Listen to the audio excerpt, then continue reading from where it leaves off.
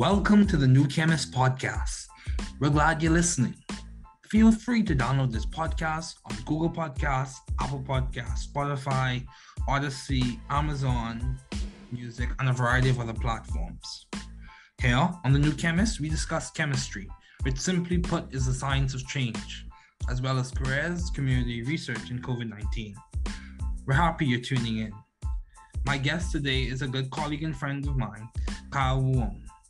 Thanks for joining me today. It is so good to hear from you. Just briefly, I'll inform my audience about you. Starting off at GE as a software test engineering intern, he progressed to Twilio as a software engineering intern. Then he progressed even more, serving also as an OMED team coach, then as a software engineer. Then he served as a co-founder and CTO at Shopper, also as a fellow at On Deck, and he is a part of the founding team, and he's the VP of Product and Engineering at Overflow. He was also recognized as a Forbes 30 under 30. He is really accomplished, a good colleague and friend of mine from Georgia Tech. Please welcome Kyle Woumn. Thank you, Kyle, so much for joining me today. It's so good to have an accomplished guest such as you on this podcast. Just before we begin, Kyle Woumn is a Forbes 30 under 30 recordee, or he was recognized under Forbes 30 under 30, as well as he's a part of the founding team and VP of Product and Engineering at Overflow.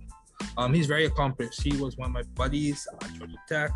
Person of color, served well. He's major in computer science. Really smart guy. Really good to have him as a guest. So as we get started, what would you say have been your long-standing interest in the field of computer science?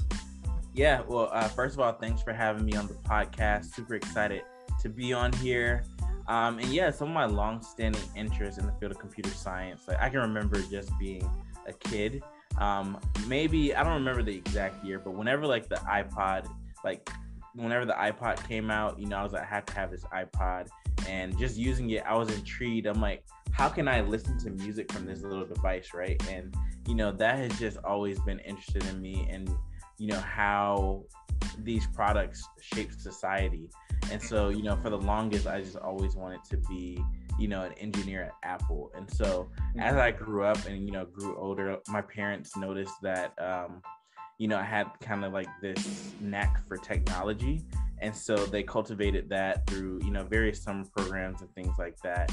And that really helped expose me to the world of computer science and, how essentially you can, tell a computer to do something and, even build businesses off of, being able to code. And so that has always inspired me and inspired everything I've done up until this point. Okay, yeah, that's good, man. That's good. So, what would you say? What led to your desire to work in the field of computer science? Was it your upbringing? Was it the school you went to? How did that desire come about? And you mentioned your parents cultivated it, but how did the desire come about? Yeah, I would say like that, the iPod, right? Seeing that, and then just seeing all the cool things you could do about coding. There would be TV shows where people are fake coding, but it's just still that exposure. Yeah. And I just thought it was really cool. I've always been really good at math. Okay. Although computer science isn't at least software engineering isn't a lot of it. Some of it uses math concepts, but not on a day-to-day basis. I'm not using that, but I've just always been an analytical thinker. Okay. And so, being analytical, and when thinking about career paths, when we were, I want to say we got a computer at my home when I was maybe 6 or 7 years old. And so okay. My dad was always on the computer on AOL and, stuff like that. And so this is new technology. And so I was just fascinated, and I just wanted to know how computers worked and all of that. And so, just the plethora of exposure that I had from having a computer at home and all those other things just really inspired me to want you can make a career by working on a computer. I thought that was cool. And then look at it today, everyone uses computer for their day-to-day job, whether or not you're a computer scientist or programmer or even if you're, in business, like have a strictly business kind of role. Like everyone uses a computer. And so I knew that's why I wanted to, be in this computer science field. Yeah, that's good. That's good, man. That's really good. So, yeah, that's really good. So you saw people using it. You had instances in your life where you had samples of those technologies. That's good. So, Kyle, my question to you, I think most people when they see a LinkedIn profile, the question is, how have you been so successful? You were recognized by very notable magazine, Forbes 30 to 30. So, how have you done it? What has complemented to it? Can you describe to us the path to getting there? And how did you overcome the obstacles when you encountered them? Would you just share a brief story as to how did the academic path first, and then we can talk about the obstacles. So the academic path. Yeah. So the path. So when I went to Georgia Tech, so the summer after my junior year, no, it was summer after my sophomore year of high school. Okay. I did this program at Georgia Tech through, it was called LEAD at the time. Now it's called Summer Engineering Institute. And I believe it's still around. Okay. And what they do is they bring about maybe like 30 to 40 minority students, Black and Latinx students from around the US to Georgia Tech. And you're there for 4 weeks on campus. And essentially you're kind of like taking classes. And so I'm a high schooler, and for me, like even just attending Georgia Tech seemed like a reach. Like I didn't think it was possible. I'm originally from Decatur, Georgia, and not many people from like where I grew up, my high school, would go to four-year universities, let alone Georgia Tech. And so I had that exposure after my sophomore year of high school through that program, and they exposed us to not only like computer science, but also like chemical engineering, and it was more so like just about engineering. Like what are the different fields and paths you can take in engineering? And I always resonated with like the computer science kind of computer devices type thing. And so when I entered Georgia Tech, I started off as computer engineering major, and the difference between computer engineering and computer science is that computer engineering is more hardware focused, whereas computer science is more software focused. So I always thought I wanted to do hardware, but the curriculum at Georgia Tech for computer engineering was very electrical engineering based. And so a lot of the classes that electrical engineers had to take, like digital signal processing, computer engineers had to take. And like I didn't really like the hardware classes. I always thought I would, but I didn't really enjoy them. I didn't do the best in those. And I had a friend that had an internship after his freshman year at Google in Mountain View, California, which is Silicon Valley, and I was like, that's what I want to do. So after my sophomore year, I didn't have an internship after my freshman year, but after my sophomore year, or during my sophomore year, I actually switched from computer engineering to computer science. And I had the opportunity to get an internship at GE in Salem, Virginia. It's a very small town. It was a cool internship, but I felt like I didn't learn a whole lot. And I realized the next internship I wanted to be in the Bay Area, in Silicon Valley, because I just feel like that's the heart of technology. And so every year, Georgia Tech has a career fair, and they have one specifically for the College of Computing. Yeah. And so the year is 2014. I had gone to the College of Computing career fair before. Every big company you could think of is there. You have Microsoft, Google, the all these. Of Klaus? You said what? The lobby of Klaus? Exactly. Yeah, and Klaus. Yep. Exactly. Yeah.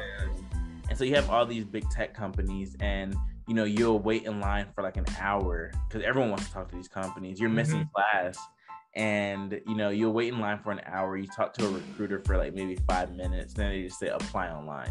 And so it was like one of those, it was just like, dang, I just not wasted all this time, but I stood in line, missed class, just to apply online in this huge pool of candidates. So in 2014, I'm like, I was going to do it differently. So they have the smaller companies on the bottom floor. And so Twilio was one of those companies at the time. And at the time, I didn't even know what Twilio was. And for reference, Twilio is a cloud communications platform. So their API or their service essentially powers text messages and phone calls. So if you've ever gotten like text messages from like a business, or say like appointment reminders from a doctor, all of those they're leveraging Twilio's technology to actually send those messages out. Or if you get like those automated calls, sometimes people abuse it, and so sometimes they're like spam calls through Twilio. But they really try to limit, like they have like a fraud detection team, and they're very strict about their policy. But of course, people are always gonna abuse it. But anyway, I'm in this line. I talked to a recruiter from Twilio, and long story short, I'm able to finesse an interview, and Good. I get the interview, and the interview goes well. And they were smaller at the time, and so I had to like keep following up. I'm like, hey, I really wanted this internship. Persistence. And I had an opportunity from Boeing as well for an internship. It would have been in Long Beach, California, which is in Southern California. But Boeing is, it's an aviation company, and I wasn't necessarily. I didn't want to be in aviation. I wanted to be in like high tech, Okay. And so that's why I kept following up about the Twilio opportunity. Yeah. And then they scheduled a few more interviews for me, which were like over like video. Right. And I did well, and I had the opportunity. I got an offer to intern at Twilio. So I interned there summer 2015 and summer 2016. And then after I graduated from Georgia Tech in December 2016, I moved out to the Bay Area to work for Twilio full time. And so I worked at Twilio for about 3 years, and I've always wanted to, pursue startups. But, I was like, after graduating, I had student loans and stuff like that. And it's just, I felt it would be hard to even pursue a business of my own if, with student loans. And so I'm like, okay, I want to get this taken care of. So I had the opportunity, through working at Twilio to like pay off my student loans. And then there came a time where I felt like I wasn't growing as much. And instead of like switching teams or like going to a new company, I'm like, this could be an opportunity for me to, start something of my own. I'm like, I'm young, I don't have any dependents. And so a friend of mine reached out to me about an opportunity that she was working on. It was her and her college roommate. It was very early. It was called Shopper. And they were looking for a technical co-founder. And the idea of Shopper was like on-demand delivery for clothes. So think like Uber Eats, but for clothes. So so that was like the idea. But and so we applied to like Y Combinator, which is a startup accelerator. We didn't get in, but one thing they really wanted to understand was like, why do people need this, right? And we just hadn't done exactly. We hadn't done enough customer research, and then with businesses like that, like those kind of like delivery businesses, the logistics are difficult. You have to be efficient, and then also the unit economics don't make the most sense. Most delivery companies are unprofitable because, they're charging customers less than it really costs to actually do the job, right? And so that's why, you see a lot of these companies like Uber, they raise a bunch of venture funding to be able to cover those losses. And so we worked on that for a little bit, but we realized we weren't the right team to make it happen. And so walked away from it. And, when I left Twilio, I had given myself a year to try to figure things out. And so I left Shopper after about 3 months, and, I was just like, what's next? And I connected with, so when I first moved to San Francisco, I went to this church, I still go to it. It's called Vibe Church. And one of the co-founders of the church had just started a location in San Francisco. The main location is in Palo Alto, which is maybe about 40 minutes south of San Francisco. But the church? One of the co-founders of the church, they were starting a San Francisco location for the church. And so I went to the San Francisco location and had the opportunity to meet him. And, this is in 2017, so like 5 years ago at this point. And he's a super cool dude. Yeah, his name's Vance. And so I also served at the church too. Like, I served on like the capture team. So I like took photos and stuff like that.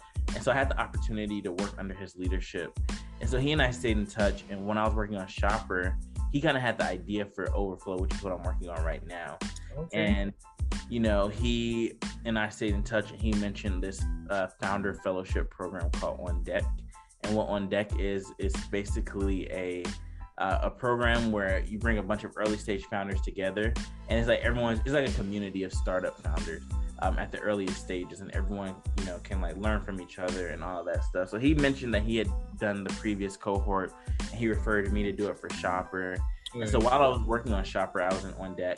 And then after I left, I'm like, what do I do next? he calls me one day and he says, "Hey, I'm interviewing for Y Combinator," which we had interviewed for Shopper. And he was like, "I need some, can you give me some advice on, the interview?" So I shared with him some advice that we learned based off of like our learnings from our interview. And so ultimately he comes back, he didn't get into YC. And a big reason is that YC looks for, they want you to have a technical founder, a technical co-founder. Because they're like, if you're going to be able to build something, you need someone in-house that can do that. And so he and I ended up joining forces, and I joined the founding team of Overflow. And so we've been working on, and what Overflow is, our mission is to inspire the world to give. And we make it super easy for people to donate stock to nonprofits. And so most people have most of their wealth in non-cash assets, right? They may have like a percentage of their wealth in cash to cover like, day-to-day expenses, emergency funds, stuff like that. But otherwise it's in stock or like crypto. But most nonprofits are fundraising for cash, right? And so there's that misalignment. And with Vance being the CFO of the church, a lot of people that went to the church, they worked at tech companies like Google, Apple. And so majority of their wealth was in stock, and they were like, how can we give stock? And it just wasn't an easy process.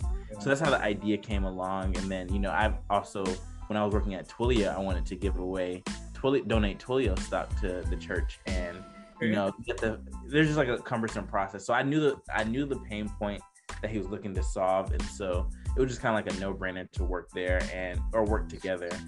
But a huge thing I would say in my journey is just like that stepping out on faith, right? Where I left Twilio and I had nothing, I'm like, all right, I'm starting this from nothing. I had given myself a year, and, Shopper didn't work out, and I'm like, what's next? But I eventually figured things out, and I landed on my feet, which was, a blessing in itself. And just, to get to the Forbes 30 under 30, it's just like a culmination of hard work. Like I always say, like I'm happy that I got that Forbes recognition. And I always say, like, a list doesn't define me, but it feels good to be recognized, right? Yes. And so, like, just seeing people, just working hard, building relationships with people. People have noticed, like, the work I put in. Like, I've tried starting businesses in the past, and I've done it all. And so it's just, this isn't, I think people are just now starting to notice me, but I've been doing the work, a long time. So, yeah. Yeah, so you bring up a lot of good points. I'm glad you shared that story. So just to touch on it, I'll kind of go from where we just left off. You said people are just starting to notice you. Seeds are planted in the ground, but they have to become radical. The radical has to go down, then the plumule has to come up, and it has to shoot up to form the shoot, and then the radical goes down to form the root. So that's an analogy based on germination. We tend to not notice things until they have been developing or have developed to a very obvious level. So that's that. Also, you mentioned how the utility of the ideas came about through the needs in the environment. So the value proposition came about through the needs in the environment. That's good. And then a number of things. You said stepping out in faith. We could have a whole discussion on that right there, but that'll be another episode later on.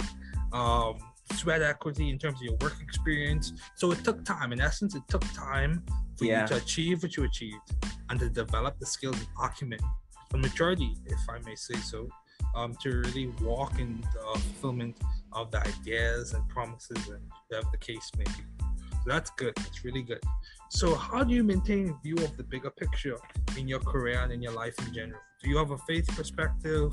What's the foundation on which you see your life, or the lens in which you see obstacles in your career and in your personal day-to-day living? Faith is it plays a huge role, especially when it comes to startups. Startups, they're, very fast paced. There's a lot of uncertainty or uncertainty. Uncertainty, yes. Yeah, that's fine. That's fine. I was like, what's Make your own words. You've earned it. Yeah, make your own words. A lot of uncertainty, right, in startups. And is you're literally moving by faith, right? And you're like, this is our hypothesis. This is the world we see, right? We see a more generous world in the future, and it's like, how do we make that vision come to pass? And like in the day when you're in the day to day in the minutia, it's hard to like see the bigger picture. And there's even times where I'll beat myself up and I'm like, dang, we haven't achieved as much as we want to achieve, and there's so much more work ahead. But even when I just sit back and look back where we were a year ago in the business and to where we are now, it's like, I'm like, damn, we've actually done a lot. So it's very useful, every once in a while to always like take that, to zoom out and just look at the bigger picture as opposed to, getting stuck in the day to day.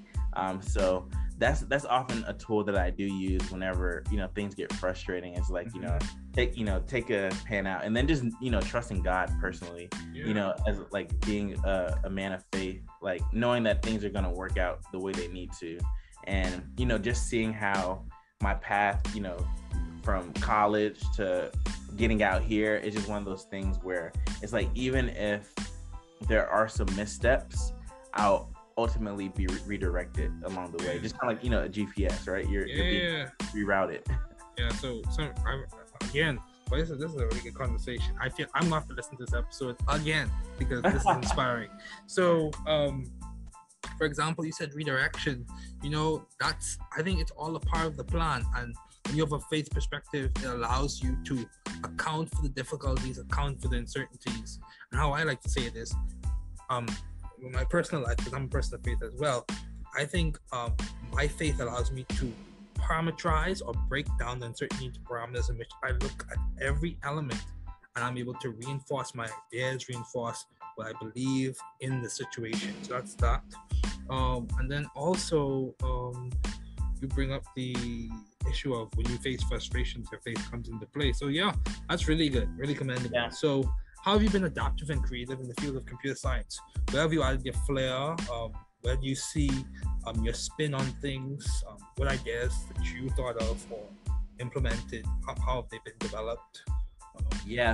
So a few years ago, I kind of adopted this tagline that I'm building dope technology for the culture. Okay. And so, being a software engineer and then being like a Black software engineer at that, like, is very rare. There's a lot of Black software engineers out there, but in the grand scheme, like, if you look at the entire pool of software engineers, like, we're a minority, right? That's fair. So one thing that I've always wanted to do is build dope technology for the culture. And so when it comes to like, work, I try to, apply that different spin and, kind of swagger, so to speak, find the right environments for you to thrive scientifically and intellectually? I think community is huge for me, and I think especially for everything I do, I always try to find people that are like 1 to 2 steps ahead of me, that's able to kind of like just help guide me. I'm able to learn from their experiences, their mistakes that they've made, and also their successes, and so that's huge for me. And then also just like friends, like so my best friends, they also went to Georgia Tech, and they're also out here, and they're also in tech, and so they're working at startups, at tech companies, and so just being able to like learn from their experiences, and then just being part of like various communities. So like the On Deck, like that community has been huge in terms of like just learning and growing, as well as this organization called Dev Color that I'm in, which is essentially like a peer-based network for Black software engineers. One more time, can you repeat it? It's a peer-based network. Oh, peer. Yeah, peer, like PER. Yeah. Okay. So peer-based, and so it's like everyone's like equal. And the cool thing about Dev Color is that the idea is they have this thing where they say you don't give advice, you share experiences. And so all of that stuff has been super helpful with me, like adapting to this industry. Good. That's kind of the same approach that I've taken in information in the Chemist company. When it comes to peer advisors, it's not really advice, but sharing experiences, ideas. It's almost as if information synthesis is occurring. and that's it. So information synthesis, and then refining and distilling that so you produce a really good seminal product that's based off of scientific insight, business ideas, and hopefully some good reasoning. So that's good. Kyle, I would ask you this. Do you have any advice to those wanting to pursue the field you're currently working in? What's your advice to someone who sees what you're doing, and probably won't be able to interact with you in person, but they hear this episode and they're like, I really would appreciate, or I really could use some advice from a person of color who's achieved recognition on the Forbes list, who also went to Georgia Tech and has been proficient as a computer scientist. So you can speak in a lot of spaces, but for that particular person, what would your advice be? Yeah. So, disclaimer, no person's, everyone's path is going to be different, right? Exactly. And so for me, if I were to extract like the basic principles from my experience, the first thing is like, what's your vision, right? So starting there, understanding, what you want to do, what you want to be, right? And then from there, creating that plan. And so for me, I always knew I wanted to do technology. And so that was, kind of what led me to Georgia Tech. But say, for example, people are even, going on non-traditional career routes, right? Say you're already in the workforce, but you want to navigate to software engineering, or even like building your own company. I think being in those non-traditional routes is totally fine, but I would encourage, that person to reach out to those people that are doing the things that they want to do, just to gain some perspective and know if it's something you really want to do, and as well as knowing what all it takes to do it.